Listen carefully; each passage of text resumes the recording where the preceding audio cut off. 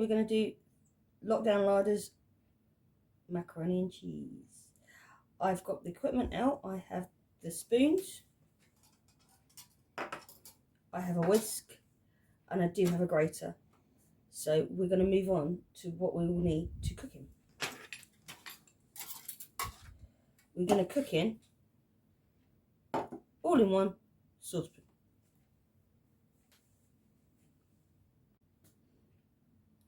So we've got our 3 ingredients: cheese, milk, and macaroni. I will show you how many grams of each you will need to make this recipe. But first, you can change your pasta to any pasta you like. I'm going to use macaroni first, because hence macaroni cheese. I do have the milk in here.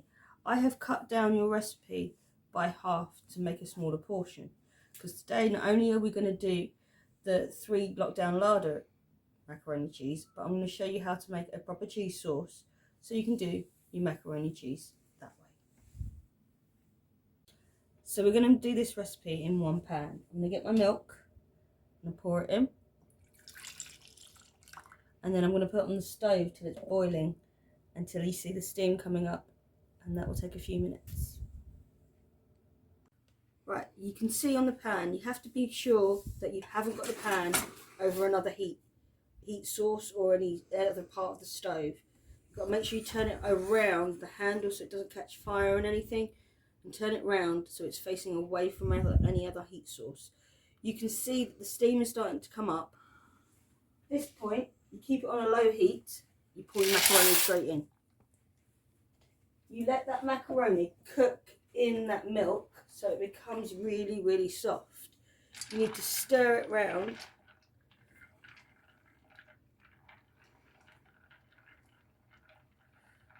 until it softens up and it cooks.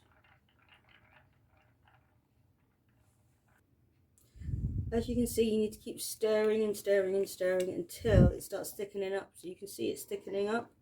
It's because of the starch in it, in the pasta. Doesn't matter what pasta you use, the starch in the pasta and the milk are coming together. You need to keep stirring to emulsify it, which means bring it together, and also it stops it from sticking to the bottom of the pan. You can see the sauce itself is slightly getting thicker and thicker and thicker. It will make it really, really creamy, so you don't have to add cream or anything like that to make it a nice cream. Right, you can see it's thickening up quite nicely, a nice sort of creamy sauce. This is the point where you add your grated cheese in. You can buy pre-grated cheese, you can buy grated cheese, but it is probably better and a lot easier if you buy a block of cheese and just stir it in, because it will last longer and it will melt really nicely. You don't have to waste money buying pre-grated cheese if you've got a grater. You can see it's thickening up. If it thickens up a bit too much like that, you can add a little bit more milk in, but I'm going to add a little bit more milk in and put it in a tray ready for the next bit. So now you can see you've got your creamy macaroni. Right, so what I'm going to do now is I'm going to put the seasoning on top, just because it... Pinch of salt, pinch of pepper, or how much pepper you like. The other thing now I'm going to add, just to add a bit more spice to it,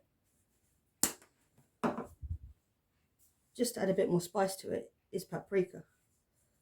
So I'm going to put a little sprinkling of paprika on top, and there's your macaroni and cheese.